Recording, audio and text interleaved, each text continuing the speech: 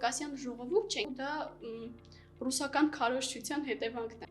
Կա sense ցանկություն Եվրոպա դասակարգվել։ Կապ չունի մարդը քրիստոնեության որ ճյուղին է դավանում, եթե նա իրեն հայ է համարում, ուրեմն ոչ մի բանով չի տարբերվում մնացած հայերից, մեր ժողովրդից։ Դեպքն է նայում ես որ հայկականը, հա,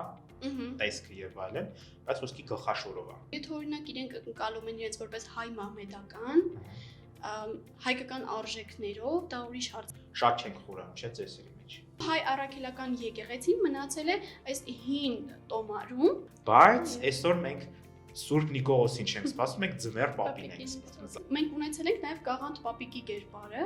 Տոլման էլա մեր ընկալումա բնականաբար մերը։ 5-րդ դարում Մովսես Ղորնատին չի գրել, որ տոլման հայկական է։ Մենք բավականաչափ տեղյակ չենք, թե որն է հայկականը։